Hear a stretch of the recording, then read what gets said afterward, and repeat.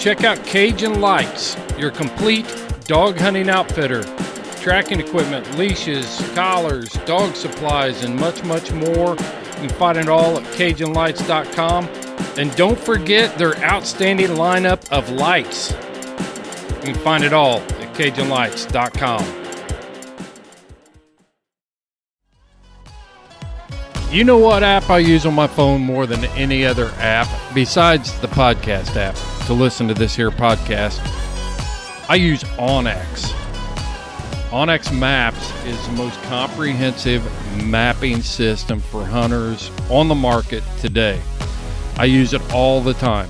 When I was in New Mexico, I was looking at 40,000 acres of ranch that I needed to learn. I flip open onX and just start studying the map. When I'm riding trails, I put the tracking app on. It helps me get around in strange country. I could mark water sources, food sources, bear sign, just all kinds of options within onX. You need to check out onX Maps by going to houndsmanxp.com. Click on the link on our sponsor page. You'll go right to onX Maps, and when you check out, enter the code HXP20 and you will get 20% off of your order. Know where you stand with onX. Elite nutrition products are the hottest thing on the market right now for dog and horse owners. And Houndsman XP is a dealer. You can find all their products on our website at houndsmanxp.com. Over the past 5 years, you've tuned into this podcast, and I don't take it lightly. We have built a mutual trust. And when I recommend a product, it's because I believe in it, I use it, and I'm given my seal of approval for that. I'm putting my name on that. And with Elite Nutrition products, I do trust it. I do use it. I've seen great results with their essential dogs, their pre and probiotics, their tick-borne disease treatment. It's all natural. It's a great alternative to pharmaceuticals when used appropriately. If you expect extreme performance, you need Elite Nutrition. Available from houndsmanxp.com. And he went right over the top of that tree where the sentry was. And we were able to flush the sentry. He came down with a hellacious stoop and absolutely pulverized the chicken. But the chicken, oftentimes will bounce and fly. And it did. I said, you gotta be kidding. Well, Amos he never gave up. Once he hit something, it's his. And we were all out there trying to get it up and stuff like that. And finally, it went into a hole in the ground. And Amos went right in after it and grabbed it there right in front of Hal. To catch a sentry was pretty remarkable. Hey, how's it going, everyone? Welcome back for another episode of the Falconry Chronicles podcast, and we are continuing on in Kansas, and this episode should be another interesting one for you. Ron details his early years and starting up the Philippine Eagle Project and his time spent over there, and we talk quite a bit about that amongst other things. So there's a lot of information in this episode, so we're just going to jump right in and get to it. Here we go.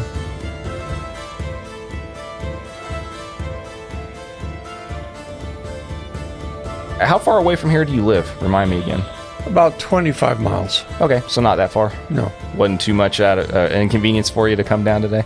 No. I mean, if you're a falconer, you travel a lot of miles. Ideally. As you know. Yeah, ideally. Yeah. I think to get the most out of this experience and sport and stuff, if you're not traveling and seeing as much as you can and diversifying as much as you can, you're kind of missing out on a big part of what this is about. Well, it's, to me, about the outdoors. I mean, falconry, you drink in not just the falconry, you drink in everything else around you in the natural state. I mean, you're looking at not just the bird and the pond and everything that is associated with getting a flight. It's the whole scene, and that's what I like. Is when it all kind of comes together and you just get that glow. I don't know. It's something that's hard to explain. The way I look at it is if you only hunt or if you only experience your little niche where you're at and you don't get to see other people fly different types of birds, even if there's falconry that you can't do in your area because you don't have the quarry or the right terrain or whatever, to me, you're missing out on a large part of the rewarding aspect of it, and in terms of getting to see other types of species doing what they do and everything else. But I mean, to each their own. There's a lot of people that don't like to travel. And there's a lot of people that don't like to venture outside of their bubble, and I guess there's nothing wrong with that. But I mean, for me, it would be hard to be involved in something like this and not get the most out of it, from that point of view anyway. But that's just my point of view. Okay. Yeah. But I mean, it sounds like though that's you kind of have a similar point of view to that. I do. I mean, I just I embrace it. I mean, if I'm going out with other people, great. We're going to have a great time. I don't hog things. If they want the flight, they can have the flight because I will always find another flight. Fair enough. Well, I mean, you're obviously a well-traveled guy, and we'll get into more of that here in just a little bit. But, I mean, liking the outdoors and liking that aspect of things, I mean, was it more important to you, though, to make sure that you ventured out and saw all the things? Or, I mean, was that ever something that was a major priority or more just kind of like a side priority to you, just something that came along with it? Well, I think it's part of my upbringing. I grew up in Skokie, Illinois, just outside Chicago. And there wasn't really much out there to do and see. But I always had a butterfly net, and I was always chasing butterflies and doing things outside, going to the local ponds that had goldfish in them at the parks and try and catch goldfish and watch the hellgrammites and all this other stuff. But I was always attracted to doing outdoor activities ever since I remember as a little kid. So I guess we can jump right in then and tie that into, when did you discover this world? I was in high school, and I was walking across a farmer's field to get to school in the spring, and there was a bird on top of the barn. I had no idea what the heck it was, and as I'm walking through the field, it took off and started to follow me, and it was up over my head. And I said, "What's going on?" And I kicked up a pheasant, and that darn bird came down and killed it. And I'm going, my eyes just got big. And from that day forward, I became a researcher. I was able to actually look at books and start to research things and look at things, and it brought me into the sport of falconry. And in 1964, I took a red tail out of a nest and kept it in the attic of my garage. My mom wasn't really into this idea of me being a falconer until she says, "You got something up there, bring it down." And I did. And she says, "Oh, isn't it cute?" And that was it. From then on, they actually helped me pursue falconry. Yeah. So, I mean, that's not a reaction that you normally hear from most people's mom. Like the other guys that I know that had a similar experience to you, where they kind of started before rules and regs and stuff were in place and pulled a bird from a nest, the same kind of deal. Normally it's the opposite reaction that they got from mom. And that's interesting though. Yeah. And as we went along, my father even helped me build my first mew. And I just progressed from there. Suddenly I'm experimenting not just with red tails, but kestrels. I had a kestrel living in my bedroom that would come down in the morning and wake me up by biting my earlobe. And I'd grab it and throw it back up onto the curtain rod, and it'd return and do the same thing until I got up and brought it out. How did it learn that, you think? I'm not sure what, it was an imprint. Okay. Being an imprint, it obviously wanted to have some type of association. And it also associated when I did finally take care of it, it was going to eat. And that's one of the big issues in falconry is the feeding. And I think it all kind of came together in that. Actually, later on, about 2 years later, I let it go. And it stayed around the neighborhood for about 3 months and just then disappeared. So in other words, you never tried feeding it off your earlobe or anything. No. Well, wasn't going to go there. It never bloodied my earlobe. So that's funny. Yeah.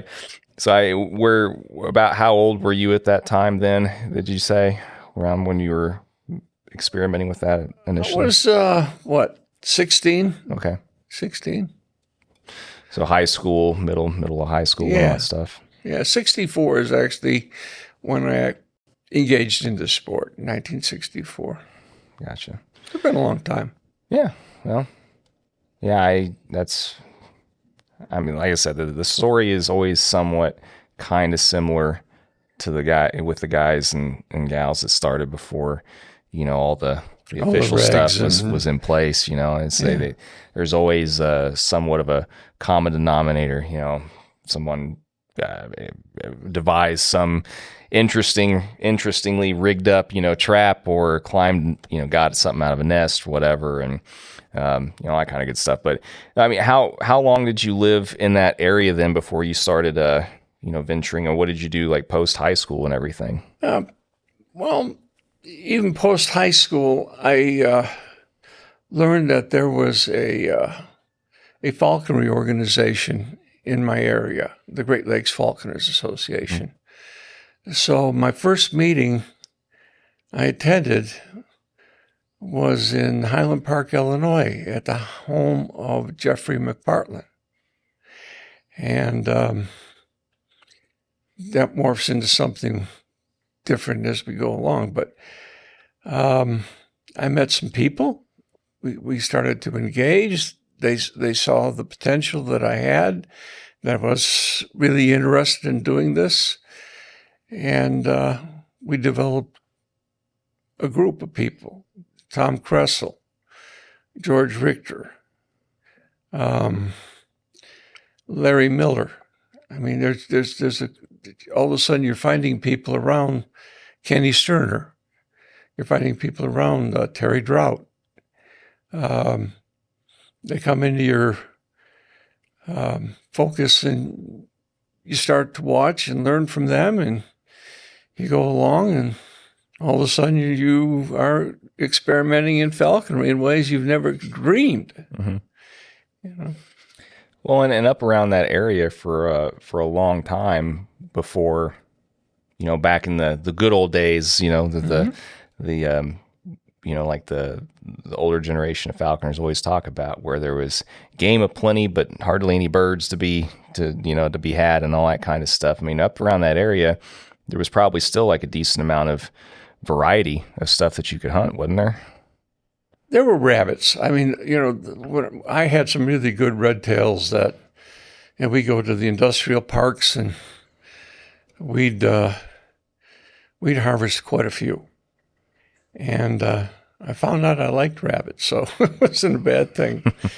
And, you feed the birds off of it and stuff like that. But after, I remember the one bird that I really enjoyed, I finally, after one season, decided to let it go, just move on.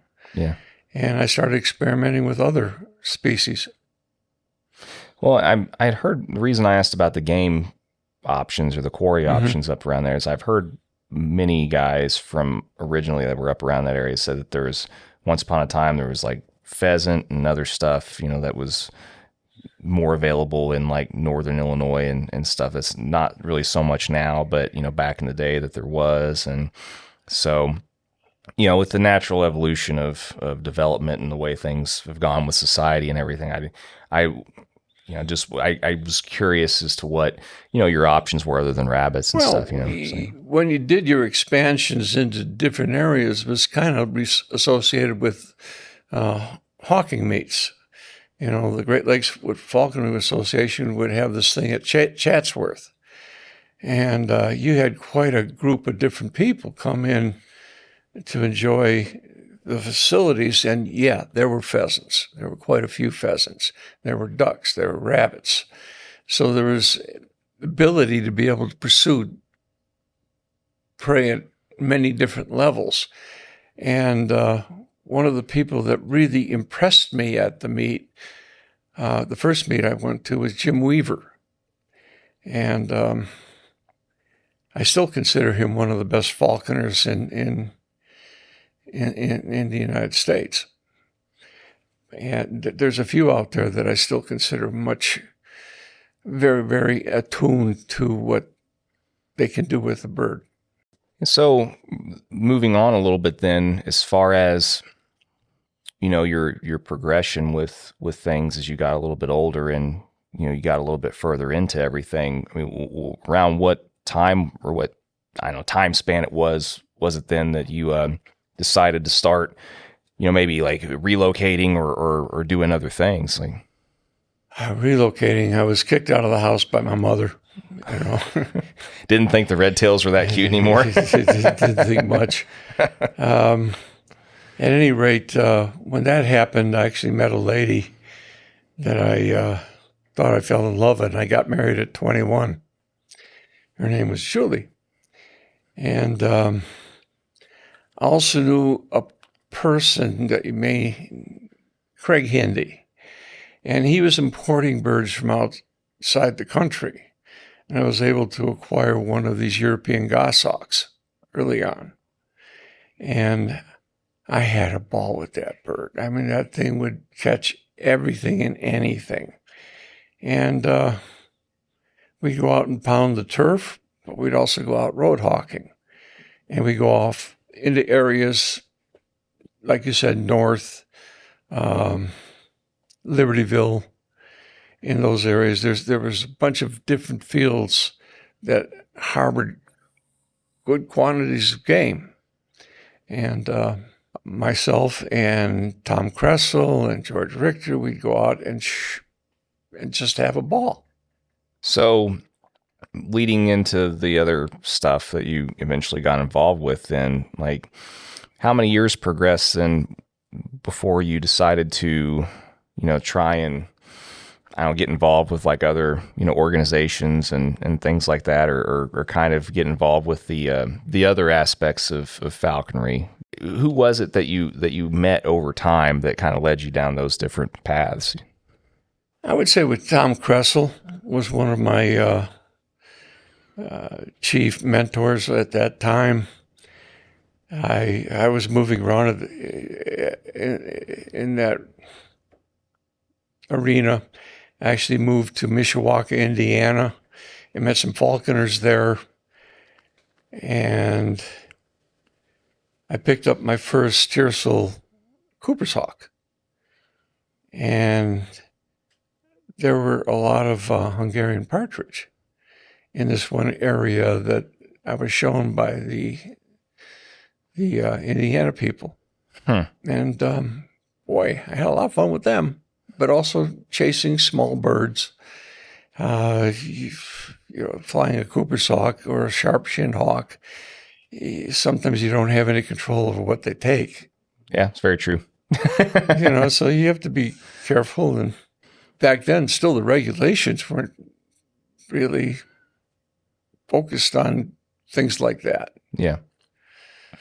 Well, and being from Indiana, there's a lot of stuff that was there that I've heard, been told about at one point that you can't hardly find anymore. Unfortunately, I would have never dreamt that there were Huns and around there. Some of that's nuts. Yeah, Jim Mills. I don't know if you know Jim. Dave Baylog. They were Indiana falconers that I knew, and they embraced me and took me out to the nesting areas and took me out to the areas that had game. And they were very liberal in their ability to allow, go ahead, if you want to hawk. We showed you where the stuff is. So it was a good association. Yeah.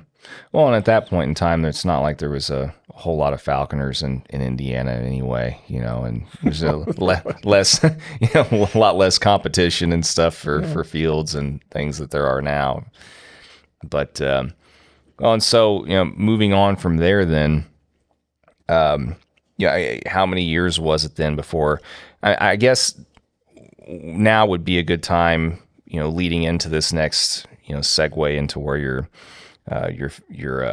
falconry career took you. I mean, just highlight real quick, some of the different projects, organizations, and things that you were involved in. And then you can kind of talk about which one you got into, or which of those projects or organizations or whatever you became involved in, first or whatever. I mean, you've done a lot of really cool stuff. So, and a lot of really important stuff. So I definitely want to make sure we cover all that. Yeah. Well, the Great Lakes Club, I embraced and got along with most of the people there. And when they had projects associated with nesting boxes for kestrels, we also helped the Fish and Game Department determine game population levels, and we'd go out and help determine what the population levels were in certain areas, or through the counts, and then they extrapolate.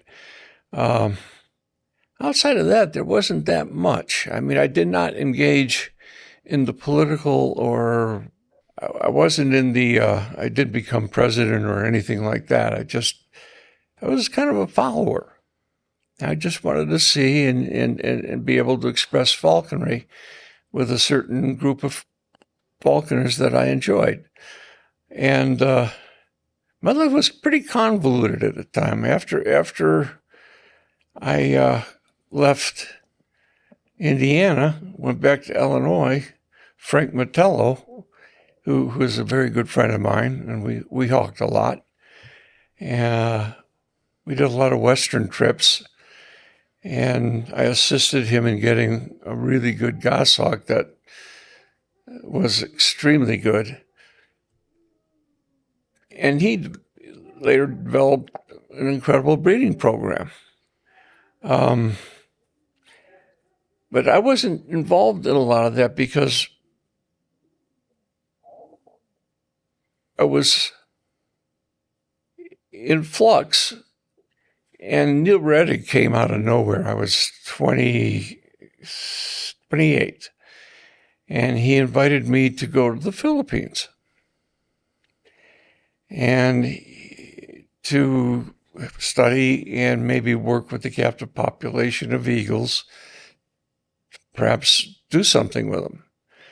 And since I did have experience in some of the breeding aspects of what they were doing, I watched one of the falconers actually able to produce prairie falcons. One of the first breedings of falcons in captivity in our area. And I was enamored by it, so I studied as much as I could and asked questions around. And Peregrine Fund, I fell in love with, and researched as much as I could. And Neil said, listen, we need somebody to take care of the population, help us build nesting or blinds, photographic blinds, and trim trees in case we need better shots of the birds. So I was there actually as I was the sole Indian amongst a bunch of bosses. And I pretty much stretched myself around doing whatever they wanted me to do when I finally got there. But it was my first plane ride. That was across the Pacific Ocean, and it took like forever, 14 hours to get to Japan. And then Neil met me at the airport, and I was on my way. Well, and so whenever you initially met him, then did you meet in person at some point, or did he reach out to you some other way, or how did you guys paths cross? He was in Highland Park. Neil Reddig, Alan Deegan, Wolfgang Salb were the core group, and they took me on a fishing trip into the the northern waters up there in Canada, between Canada and U.S. And it was in a canoe. We fortunately had one motor that helped us motor through it, but a lot of paddling. And we went in 30, 40 miles, and it was a test. They wanted to see if I had the ability to be able to go out and actually explore these things and spend a week in the wilderness eating fish and doing whatever. And I had no problem with that. And when I came back is when I was really given the invitation to go to the Philippines.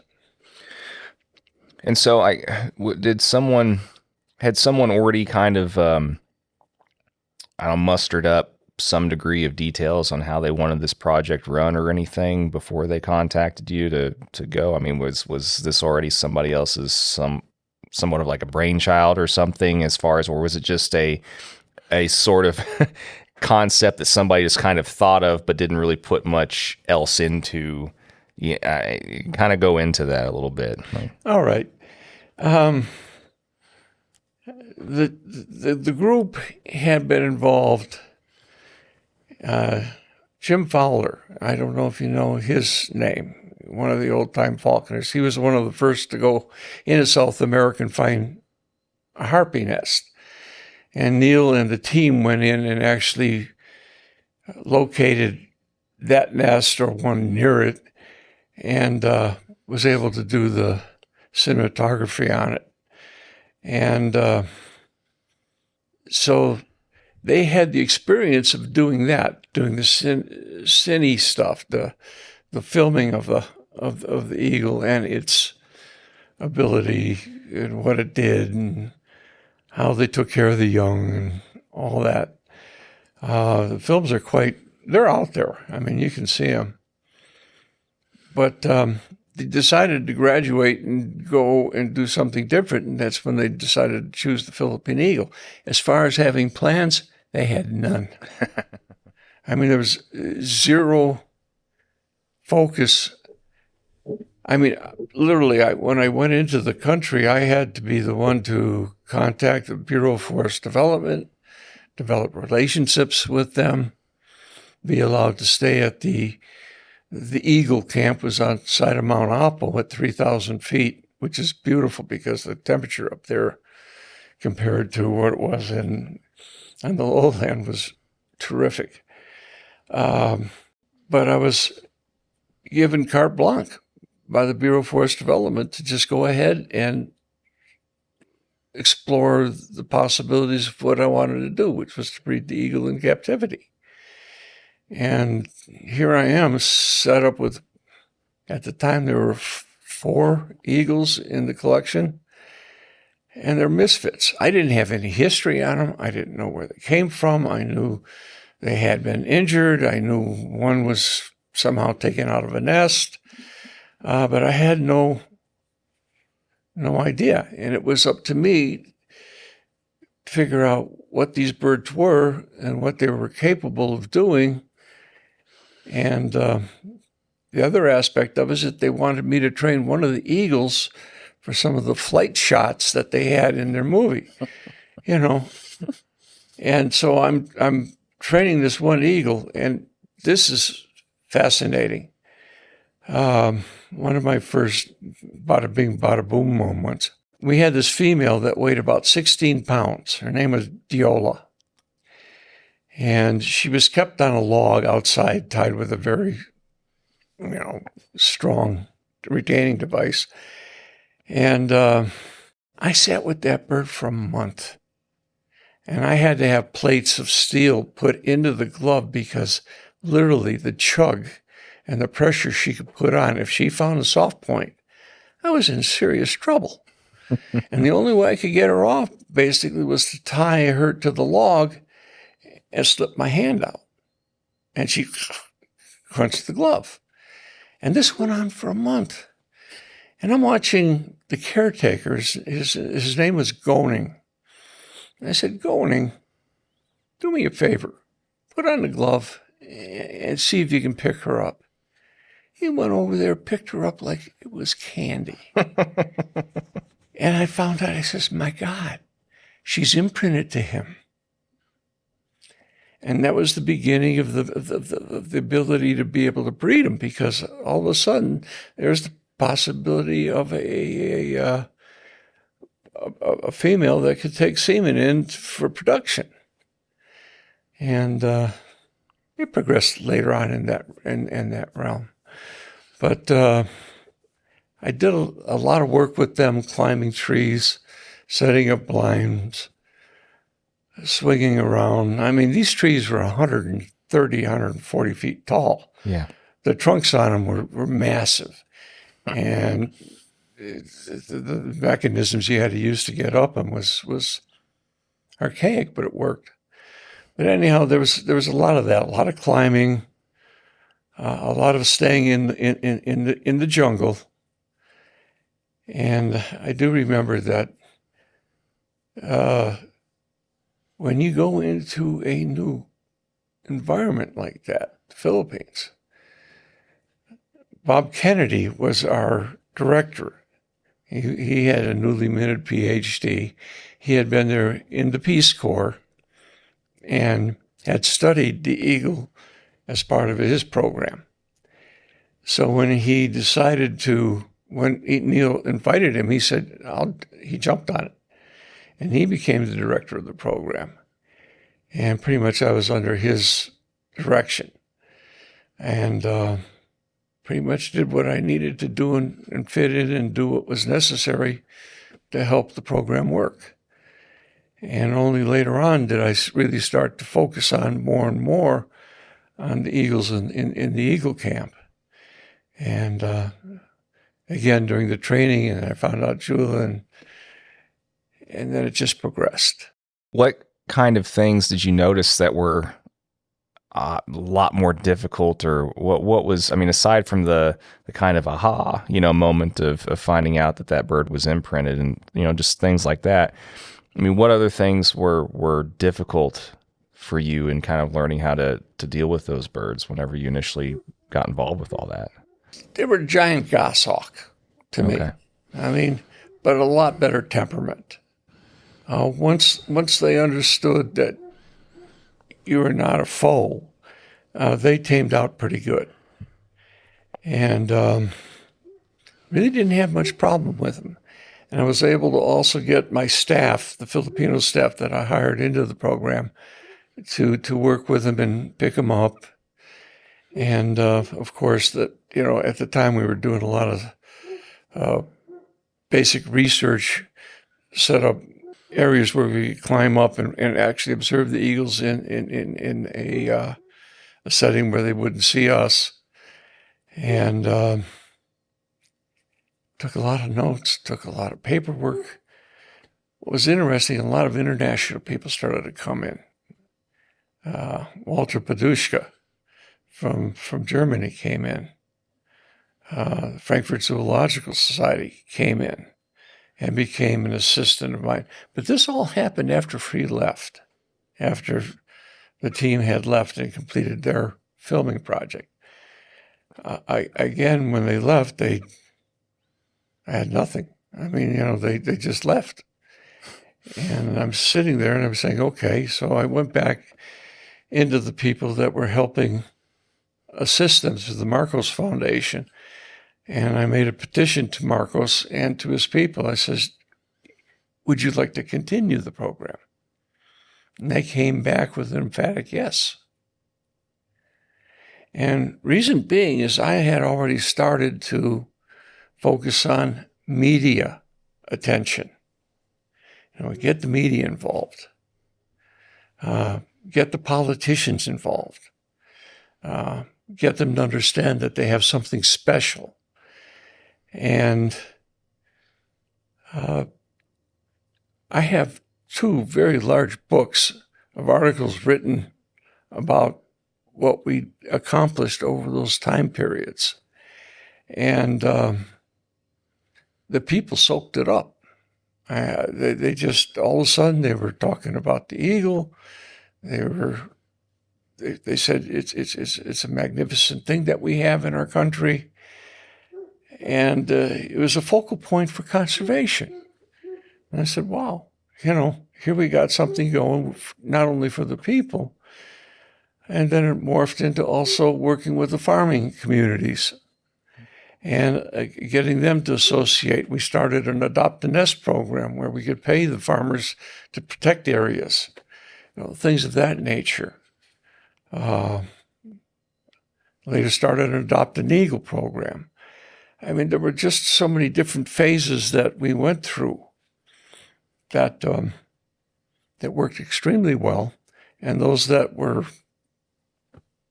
spurious or maybe not having much effect, we dropped off and focused on the ones that did work. Out of curiosity, then, at any point during that whole endeavor, I mean, did you get a chance to actually hunt with one, or did you? It's funny because I did have one male.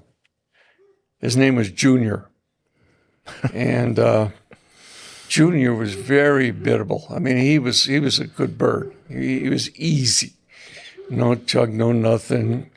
Got him to come to the fist rapidly, and there were monkeys that used to come up from the cornfields into the woods, and I set up a blind. And I had a big old flap with a couple of pulleys that I could pull up and let the eagle go. And, we didn't start with the monkeys. We started with other animals. Sure, yeah. And the bird had no problem, going out and taking these things. And we tried the monkeys once, and it turned into a kind of a cluster. So we stopped that. Junior was too valuable to consider in that vein. But one thing I didn't mention when American Sportsman was there, Bill Walton, the basketball player, came to assist. And at the time, I had finally trained Jula, the one that going. Once she let him handle her, she allowed me. So I could train her, and I did. I trained her into a program where I could fly her from a perch, and suddenly I'm flying her free to the lure and all this other wonderful thing. And here's Bill Walton. I said, okay, Bill, you want to fly the bird? So I put it on the perch, and he's 6'2" or whatever, or 7'2". And I said, all I have to do is swing the lure, and she'll come to you. Well, he swung the lure, and, she's about 100 yards out, and she starts pumping, and she's gaining speed, and she's coming right at him. And she's going to the lure, but he didn't know it. When she got really close to hit the lure, he backed off. It was funny as heck. I says, okay, now you got her attention. Now here's the glove. Pick her up. And I coached him on how to do it, with the lure and the whole 9 yards, and he was able to do it. And it's all in the film, but it was a seminal moment in the sense that, I was able to bring this all together and let this guy come in and do this, and the people got to see it. It was fun. Sounds like a lot of fun. Yeah, it was, I think the ancillary stuff that you get into, I got sick a lot. Like I said early on, I mean, I had dysenteries, and I was taking malaria medicines and stuff like that, and I started to kind of go weird in the eyes. And I said, well, I'm off the malaria medicine, and I'm going native. And I decided to drink and eat everything and anything that everybody else was. Mm-hmm. It took me about 2 months. Ugh. But I got through it. After that, I was a native. I could drink and eat. Had the antibodies built up and everything by then. Yeah, I mean, when I took walks into the jungle looking for nests or something like that, we went into the Tabuli areas, Balan. They embraced us. They got out their coffee. Oh, the coffee was phenomenal. You know, they'd pick it off their own vines and roast it. And they'd make it into this paste and then brew it. And the stuff that settled on top is the coffee. Oh, my gosh. There wasn't anything freaky about it. Like, it wasn't like, the certain types of coffee you can get where, cats crap it out first or anything like that. It wasn't anything like super funky in regards to that. It's normal. No. They boiled it up good. I mean, the thing is it wasn't like cold brewed or anything like that. It was, and they put a lot of sugar in it. Sure was good. Anything else that you came to really like or appreciate about being there after X amount of time, or? I played golf. Really? Yeah. I was invited by the mayor to come play with him on these 2 golf courses in Davao City. And both golf courses gave me free membership. So I could, if I wanted to, I could play golf. Yeah. In all your free time. Yeah, all my free time. But I did. I played golf with the mayors and the other people and got to know the people that, they told me right off the bat at one of the golf courses, says, there's only 2 people here in the country, the haves and the have-nots. And I said, okay. I kind of figured that.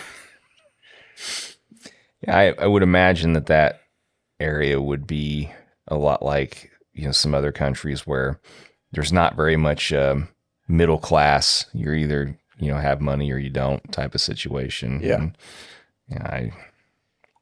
I don't really know a whole lot about that area, but not much of the middle class. But my focus was not on so much the politicians and the mayors and stuff like that. They facilitated entry into certain areas that I didn't have access to. But I was focused more on the people.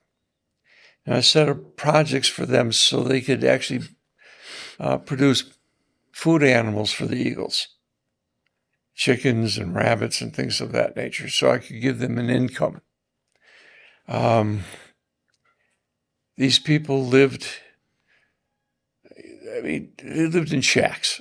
They had open windows, and they were on stilts because we had monsoon rains all the time. And mosquitoes and bug populations were pretty fun to deal with. Yeah, I bet that was terrible. Yeah. At any rate, one thing I've found is that the people in the mountains, which we consider poor, were some of the happiest people I've ever met. They knew how to live off the mountain. They knew what they needed in order to live. They banded together when it was necessary.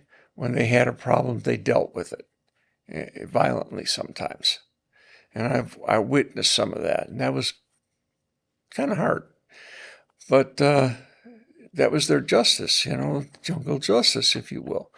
But the thing is that they were, I didn't care what part of the country I was in doing research on the different eagle populations. The people were beautiful. They were friendly, kind, opened their homes. If you want to sleep in my home, by all means, I did. I molded right in with them, and they appreciated that. So you win these people over in that realm, and I think a lot of people don't get it. When you go into those situations, and there were 81 different dialects in the Philippines representing different tribal groups. And on Mindanao, there was 47. Mindanao was the largest island in the archipelago, Luzon close to it. Mindanao was off limits to the military. And I was given carte blanche to be there. And some of the things I saw, again, were Pretty primal, I would assume. pretty primal. I mean, I watched gunships hit sites. There were rebel groups up there. I'd have rebel groups come into the camp. I actually was waylaid for almost half a day by a rebel group and sat in a shack while they interrogated me. And I finally told, the guy was impeccable. He spoke impeccable English, college grad. And I told him at the end, I said, listen, I'm up here living on the mountain. You know where I live. If you want to come up and visit, by all means, come visit.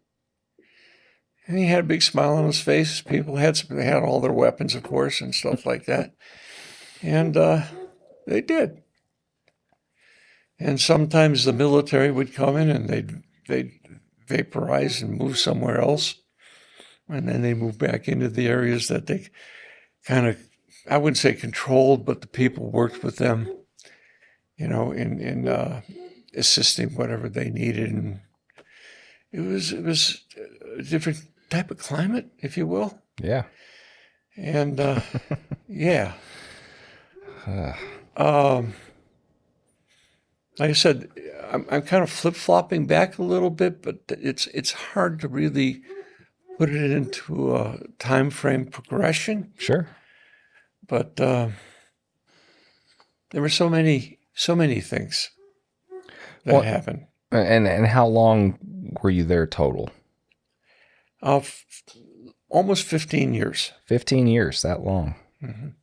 And that was, so you were, how long did you say it was before the film crew that initially got you over there and their involvement and stuff, whenever you were kind of quote unquote, like just dropped there? Like how many years? They left in 1980. So how many years after that were you there? I was 11. Okay. So, like I said, it was all on me. Mm-hmm. And I brought in academics to assist in the program and stuff like that, finding out that these academics were worthless. They didn't want to really work, get down in the dirt and do the things that were necessary in order to make things work. So I actually had to hire people from the communities. And just like me, since I didn't have a degree at the time, I had college. I mean, I had about 4 years of college under me, but I didn't get the paper. They came from those different modest backgrounds, but they were the best workers. They studied hard. They worked hard. I sent one of them to the United States. He actually spent almost 3 weeks in the U.S. with the Falconry Fund. And they showed him different strategies for hatching, incubating, because we had actually produced a fertile egg over time. And we lost the embryo, but it was the beginning. And but it was primarily a lot of international interests too. There were people coming in and out of the community, in and out of the Eagle camp. And we had ambassadors from Austria. The U.S. ambassador actually came up and visited. That was actually, my funding and my assistance was primarily from the Marcos Foundation. And they provided the funds to pay the staff. And then they finally developed a program where I could actually, take funds from Bureau of Forest Development. So I was under the Bureau of Forest Development, and they were the ones who were processing all the funds necessary to run the program. And then Marcos left, and a kind of a leftist regime came in, and it became real difficult because there was one individual that was trained in Berkeley as a nuclear physicist. He became the Assistant Minister of Natural Resources, and he belonged to this group called the Haribon Foundation, which was also a good friend of Bob Kennedy. He knew that group and they liked him and all that stuff. I didn't get along with him because I found out his background. I had ways of doing that. And he became the Southeast Director of the World Wildlife Fund, at the same time selling out the resources of the Philippines to the back door. And, that you have this knowledge, and all of a sudden you're saddled with something. And he didn't like me, I didn't like him, and he tried to cut off the funding. And Marcos was gone, so I was really... And that's when I addressed the Peregrine Fund, and that didn't kind of work out. So I started doing a lot of grant writing, and I was able to acquire enough grants to be able to run the program. So you still managed to salvage it? Yeah, it finally got to the point where I was able to sustain things. My job was to work myself out of a job. My job was to train my staff to do what I knew. Okay. Mm-hmm. And I took them into the field. I showed them the habitat requirements necessary for wild population. And they walked with me. They finally got what was necessary. They began to understand the aspects because of Domingo Tadena, who the one that went to the Peregrine Fund. And things were going good. It was finally starting to ride right. But I also had established a foundation, not an NGO, a foundation run by Filipinos. And these were high rollers. And that worked. They had an outlet. I had an outlet. And one day I was called into the office with the staff. They said they want to talk to you. And they all looked me in the eye and they says, we'd like to take over. And I smile and I says, hallelujah. After 14 plus years. That's a nice chunk of your life, man. It was a good chunk of my life. But the thing is that when the thing is in the Philippine culture, some of those Asian cultures, if they don't take the responsibility on themselves, actually go in and do what they did, it wouldn't have worked. Yeah. I had to have them do that to know it would continue. So you're actually hoping that would have happened sooner? I would have liked to have happened sooner, but, there was a good core group of people that could do it. And the guy who was actually there running it is still there. After 40 years. It's a long time. He's been there a long time, but he made a great program out of it, and he was able to garner the interest. And they have bred a lot of eagles in captivity. And they have expanded the different programs like the farmer outreach, community outreach, continued with the media participations.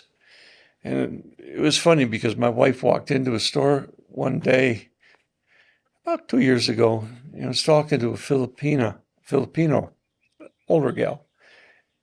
And she said, "Oh, you're Philippines. My husband was in the Philippines." So yeah, who was he? He said, "Ron Krupa. He was the Eagle guy." I know the Eagle guy. I mean, that was my presence and my ability to be able to communicate with the people at that level, and able to get them to understand these things, was paramount to the success of the program. Yeah. And the model that I had adopted for this program is actually being used quite successfully, not only in the Philippines, but elsewhere. So that's my legacy. That's something I smile, and it doesn't matter who knows or what happens. The people I know that are my friends know, and they recognize what happened, and that's all that counts, really. And then I came back and became a falconer again. Well, that's good. After that much sacrifice for that long, I mean, you kind of earned the right to be able to go back to having some personal falconry and other stuff again. I mean, that's a long time. I mean, 14, 15 years. That's a nice chunk of change, man. Going into the culture of the Philippines wasn't hard because I had already internally accepted that that's what I was going to do. Mm-hmm. When I came back to the United States after that time, I'm sure it's culture shock. It was terrible. I said, what happened to my country? Yeah. And I'm an independent. I don't care what your philosophy, you want to talk about it, fine. I'll listen. Sure. But I'm still going to stay true to what I believe. Mm-hmm. Yeah. Well, and then, so what did you, whenever you wrapped all that up and came back, I mean, what was falconry for you whenever you got back then? What did that entail for you? To come back into the States? Yeah, whenever you got back into the States and started practicing again and started getting back into your own, routine again and everything. I mean, what did that look like for you? I had a very good friend. His name was Mike Beebe. And he was a falconer and had a lot of connections to the Parks and Wildlife Department in Illinois.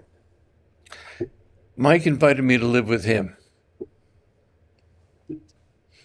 as a jumping point back in the United States. He's a falconer, and I grabbed the opportunity.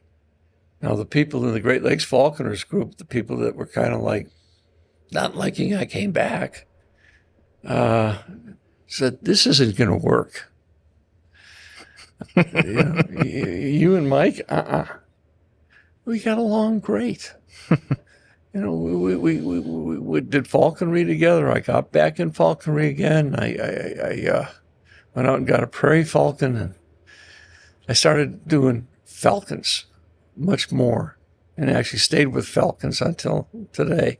But he gave me a jumping off point to reassimilate and reassimilate with the people I knew.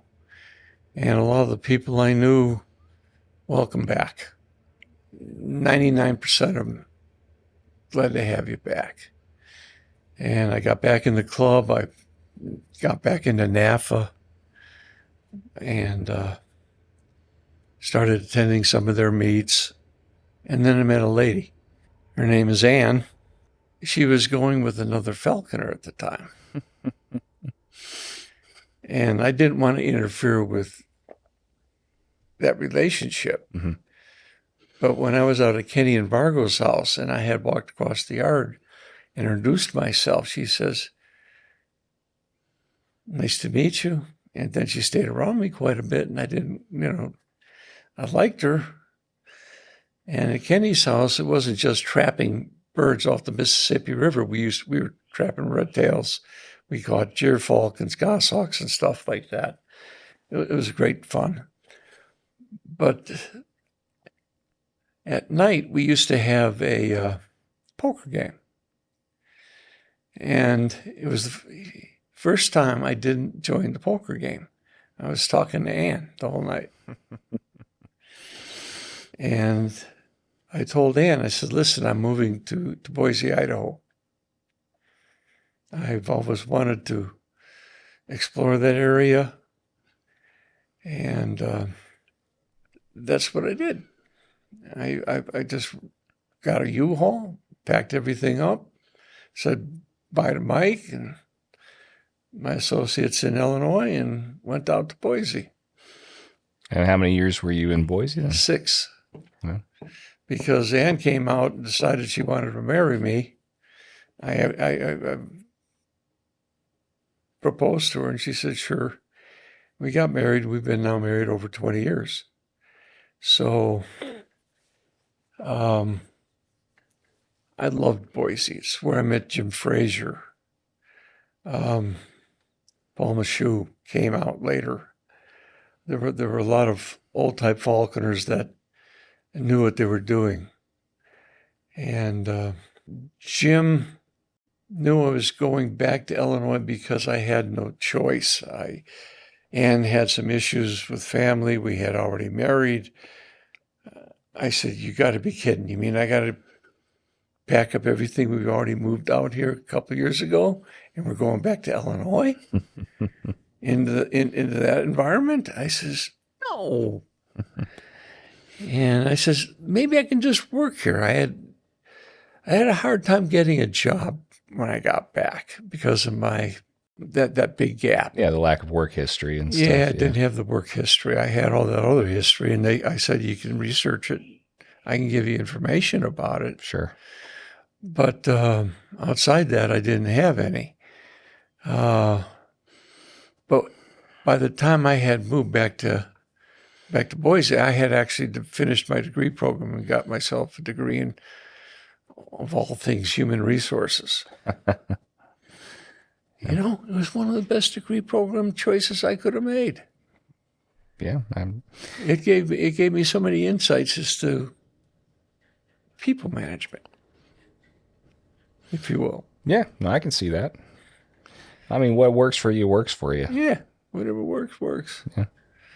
So anyhow, I had that under my belt, and I'm looking for a job, and I had interviews, and I had suits on, and all this other stuff, and Albertsons had a position that had where my credentials could have worked quite well. And then they asked me, said, what ward do you belong to? And I said, well, I don't belong to a ward. In other words, they were asking if I was a Mormon. Yeah. All right. And when I said I don't belong to a ward, that was it. So I kept looking, and somebody says, why don't you try law enforcement?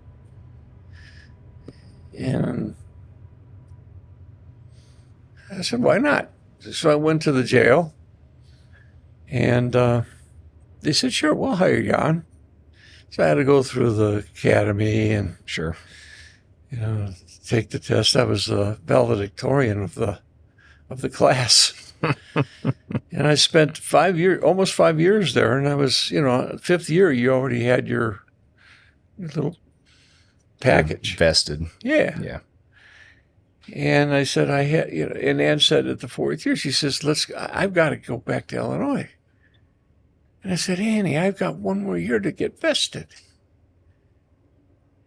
And he says, I got to go back. So I packed up everything and went back. And it was a nightmare. I'm not going to go into that. Yeah. But I had caught a tiercel prairie that I brought back to Illinois, and I kept him for 8 years, and flew him religiously. He took doves, pheasants. I mean, he was a gutsy little fellow, and he flew high. He was one of those guys. I let him go, and I didn't know where he went, but I knew he was there. I took him to the sky trials. in Salt Lake, and I said to the judges, I said, listen, it's soar time.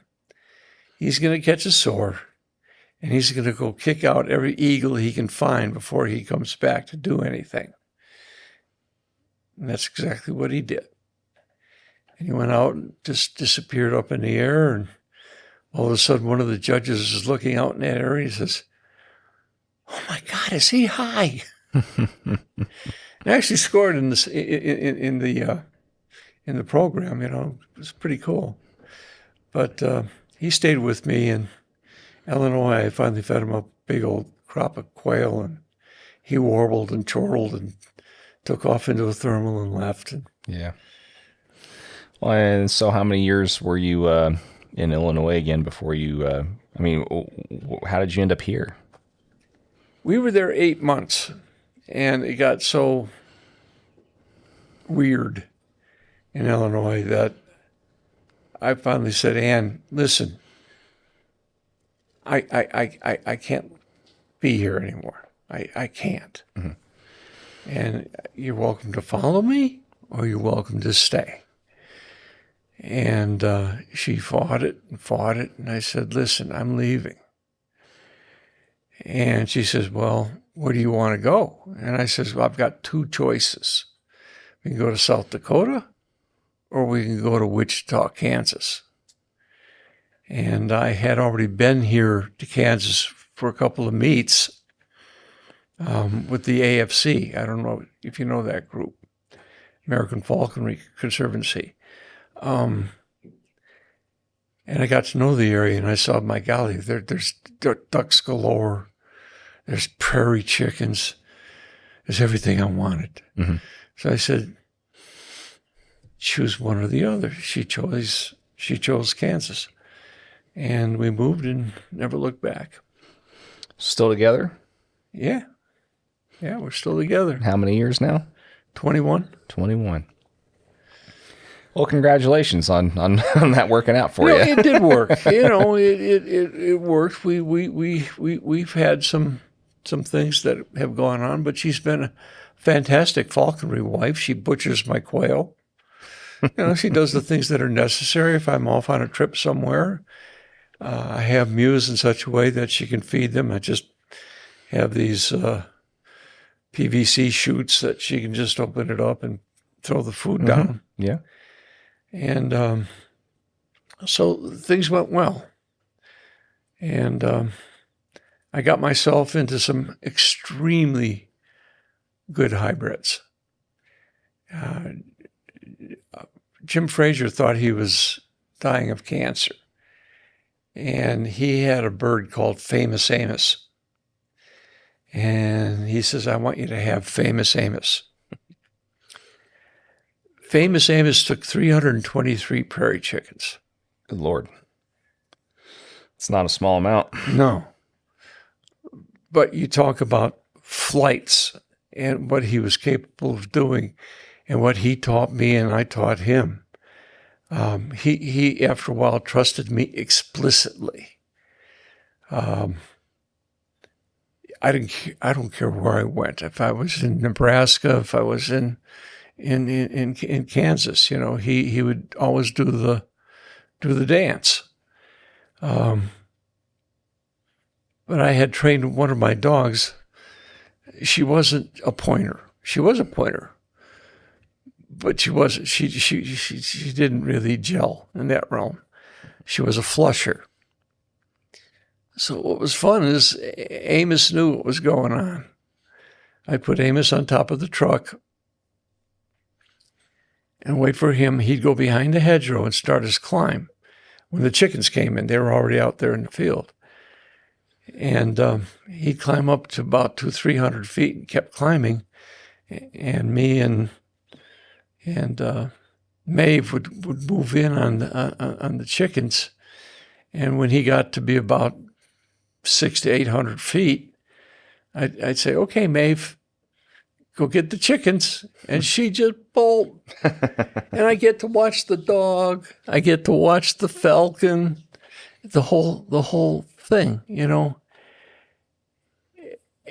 if he was successful, which was about 80% of the time, And we pick up the chicken, go back to the car, and move on. If he wasn't successful and started a remount and he was up there again expecting something different, I'd start walking back to my car, and he'd immediately drop and fly back to the car, land on the car. I'd open the door, and he'd jump in. It's like the most Harris Hawk thing I've ever heard from like a falconer. So that's funny. But this wasn't just one. I had Cream Puff that did the same thing. Really? And the relationships we had. But the thing is that they taught me, they said, just let us fly. Just let us do our thing. Mm-hmm. And when we're ready, we'll let you know. I remember taking a group of Kansas Falconers out to one area, and we had a pond full of ducks, quite a large pond. And I put Cream Puff up on the truck, and he took off. And I said, okay, we can walk out to the pond. We got to the fence. And he was disappearing up in the air. And one of the falconers turned to me and he says, when are we going to get the ducks up? I said, okay, we can do it. So we jumped the fence and started jumping, ran into the pond and got the ducks up. And the one who asked me when I would finally, do the flight is the only one who saw him come down and kill the duck. Yeah, that's the thing about the duck flights. Sometimes you see them, sometimes you don't. Yeah. Yeah.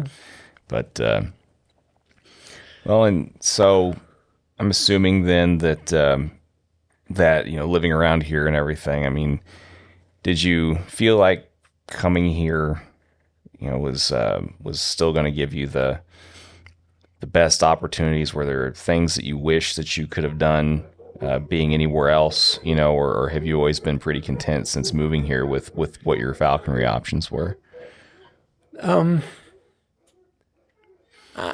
I absolutely have no complaints about being here in Kansas. Mm-hmm. I loved Idaho because of the sage grouse. Jim and I had one place called Secret Spot, and we kept it secret. We didn't tell nobody. Of course, the Idaho Club was going to show us, take us hawking, show the places where to hawk and stuff like that. It never happened. Well, because of my background and stuff like that, I said I'm pretty good at understanding habitat requirements, and I studied the sage grouse requirements, and I started expanding my horizons a little bit. Started looking at places, and I found this one place, and it used to be a place where the people used to go up. The gun hunters used to go up and shoot sage grouse, and when they came off after the hunt, they clipped the wing and put it into a barrel, and that's how they did their counts. So I said, well, they're not hunting up there anymore. I don't know if there's any more up there. I got on the road and started up there, and I got up to the top, and as I topped the rise, there were 12 sage grouse running around the road. And I said, Jim, I found sage grouse, and it's ours. And Jim was a good talker, and he went out and actually spent time finding the farmers and finding the ranchers and getting permission for our ability to be able to just use the properties around that area, and it was great. Nice. Well, and so, what are you doing currently then? Currently, I'm right. I lost Cream Puff to a horrible accident. How it happens. And I was kind of like, at that time, thinking about maybe taking a prairie. And one of my friends, Laura Hazlitt, was a breeder. She breeds birds in Missouri. Yeah, lanners. And last year, we met at the picnic. She says, I'm going to bring something for you. And she brought me a tiercel saker, a secrete. And she brought it out of the car. It was wild as, hooded. You take the hood up. It was just kind of bananas. I said, what am I going to do with a secrete? I have no idea. I have no idea whoever hunted with them, except the Saudis or people out in that region. And they have great luck with the females. I don't know about the steersels. I said, all right, I'll take it. And I put it into my training program for new birds. It wasn't an imprint, it was chamber raised. And I got it to hood perfectly. I got it to come to the lure perfectly inside the chamber. And it did the jump ups, and all of a sudden you could see there's that turn, where they bond. And I said, okay, you're ready. So I took him out and started flying him. And he chased doves, and he chased meadowlarks, and he chased all sorts of things like that with pretty reckless abandon. I says, okay, he's got the idea of what to do, but we weren't catching anything. And I didn't have a good source at the time of game birds to acquire. But I did have somebody that did have some quail, and I was able to acquire some quail, and he took those down with no problem at all. And I was starting to work into the quail, and then I started to maybe look at ducks, and he started to chase ducks. I says, okay, he knows what these things are. And the last flight of last year, I took him out. We were out with a group that had come to a minor meet, and I was the last to fly. Ducks were on a pond, and I put him up, and he started to climb. It was sword time, and he went up over 2,000 feet. Now, sakers are known for doing things like this. They just disappear. Yeah. And people can't find them. He stayed around me for 20 minutes, directly overhead. And I says, my God, he is bonded to me. And I had to bring him down on a pigeon because the ducks had gone to ground. Yeah. And he never saw them. So he started to drop, and he finally got to about 300 feet. And then one of the falconers with me says, he's coming in hot. He's coming in hot. Now let the pigeon go, and he came in hot. So it was a good ending. Yeah. And we'll see what happens this year. Cool. Well, yeah, we covered a lot of stuff and a lot of timelines, really, with everything so far. I mean, before we, start to wrap things up, though, I mean, I always like to get, one of your favorite, I mean, you've already told lots of cool stories and stuff, but what do you think is your most memorable hunting story or experience with a bird? I get a good piece of advice from you or sentiment or whatever and end on, but yeah, I mean, before we get any further, I definitely want to get that like good hunting story or whatever is like most memorable in your mind that, always stick. There's always at least one that sticks in the forefront. So Hal Webster came to one of our meets, AFC meets, and he wanted to see chicken flights. And I said, okay, we can do this. And we went out to the area where the chickens were coming in on a regular basis. And we were all in our vehicles waiting for them to come in. And they came in. And unfortunately, a sentry, one of the prairie chicken sentries, landed in a cottonwood tree 60 feet up. And I said, well, if I put the bird up, even if he climbs, the sentry's going to blow and everybody's going to blow. So I said, okay, Hal, listen, I'm going a mile back, and I'm going to let him go there. And I'm going to drive up to the area, and we're going after the sentry in the tree. And it's almost like Amos read my mind. He just took to the air immediately. He started climbing. I started creeping back toward the party, and as we were coming back, I saw him start to move forward.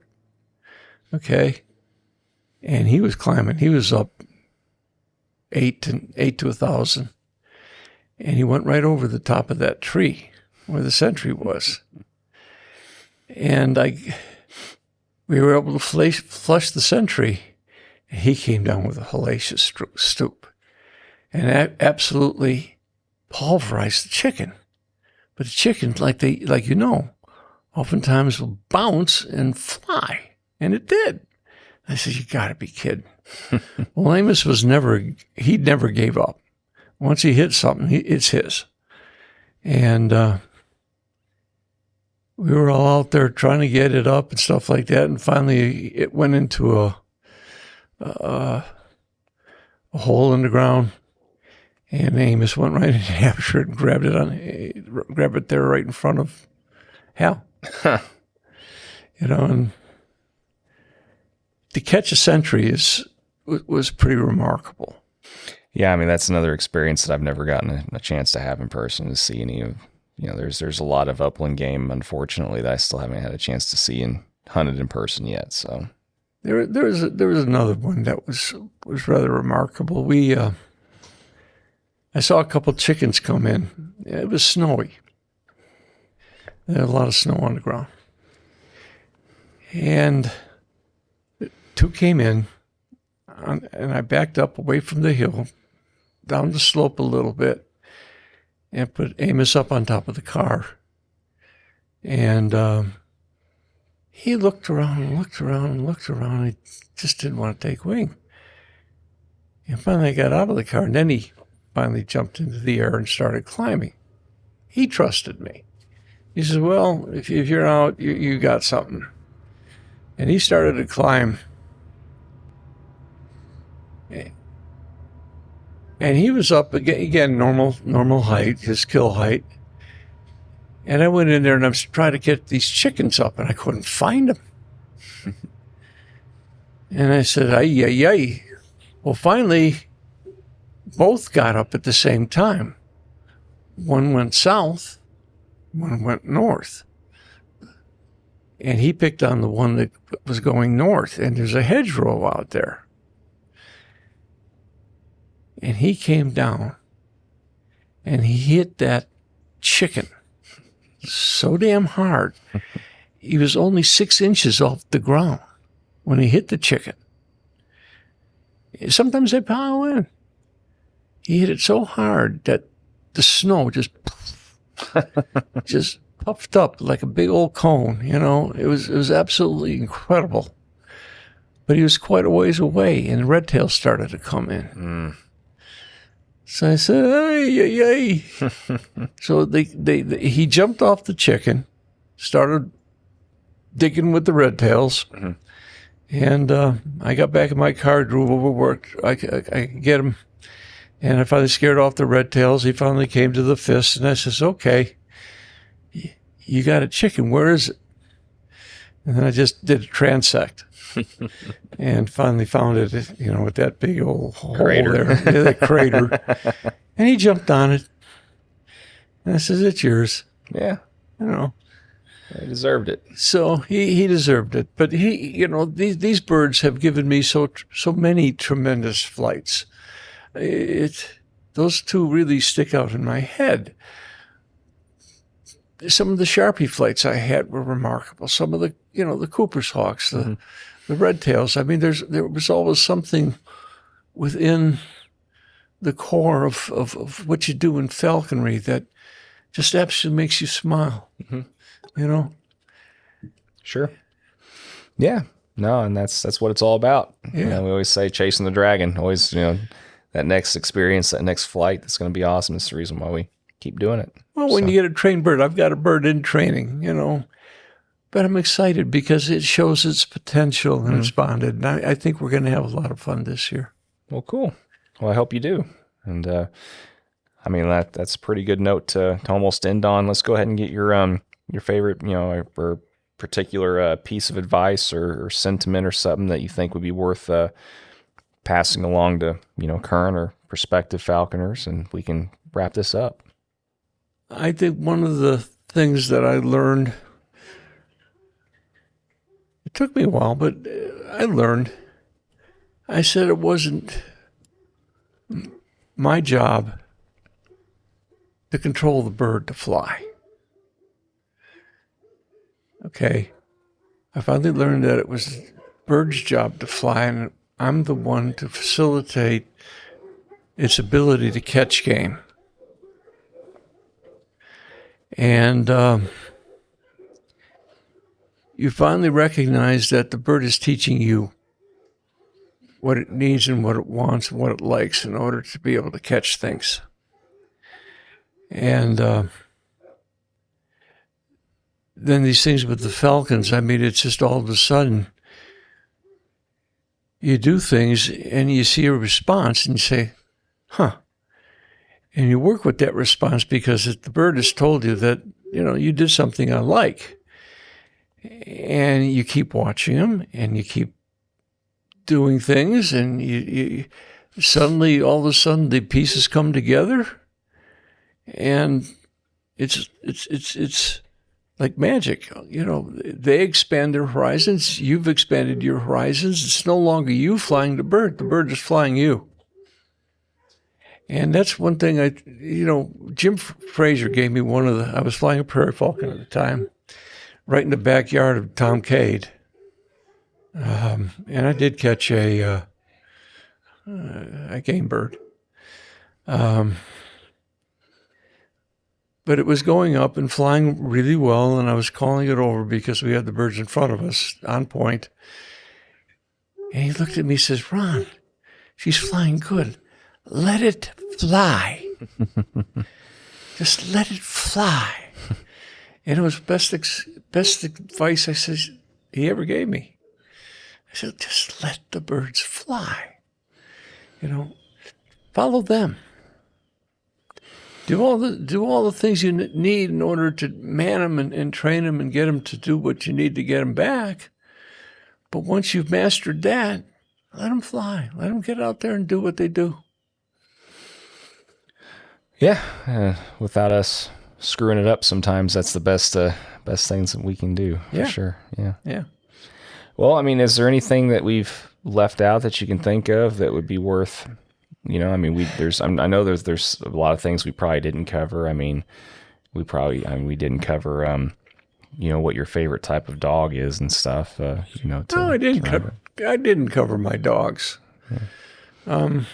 The best dog I ever ran was a gift from a guy in California. I don't remember his name.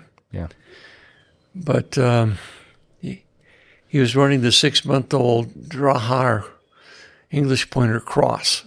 Ugliest thing you've ever seen. And he was 6 months old. We were over by the Falconry Fund, and that thing ran in front of us and was finding birds. And I said, why do you want to give the dog up? I says, because I have enough dogs and you don't have one.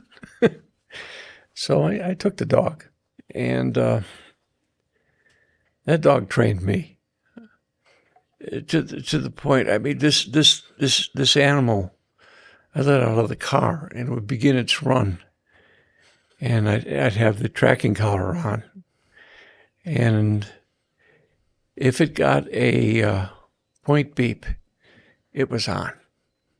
It wouldn't break point. I had one falconer from Alaska, came down. He had 3 birds.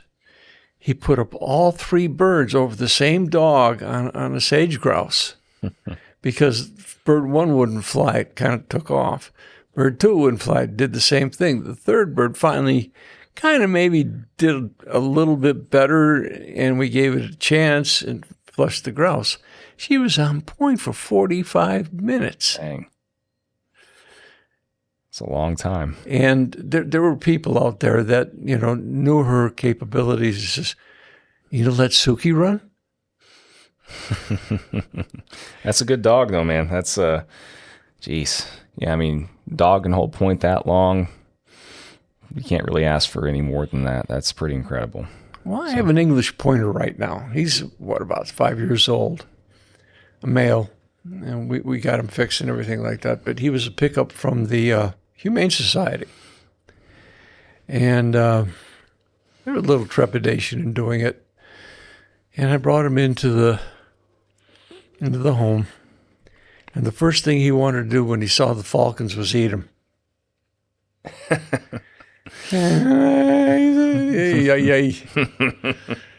And that didn't happen, fortunately, but we've gotten to the point where he's no longer interested in the Falcons. When I take him out, everybody who sees him says he runs beautiful, and he does. And he's got a great nose. So I've got a hunting dog. I mean, I'll be able to find quail for this little secrete, the little saker. We'll find stuff and we'll have fun. Well, good. No, that's all we can ask for. It's supposed to be fun. If it's not fun, it's not worth doing. No, but I think a lot of the falconry, though, is you do a lot of this on your own. It is the way it is. Sure. But it is always fun to go out with people and enjoy. Yeah. And watch their birds fly. I enjoy the heck out of that. Well, for some people, it's not as social, and for others, that's what makes it for them. That's what makes it or breaks it for them. So I can take the social. Yeah. I can take the be alone. Yeah. Well, as long as you're hawking, as long as you're having fun, that's all that matters. Either way.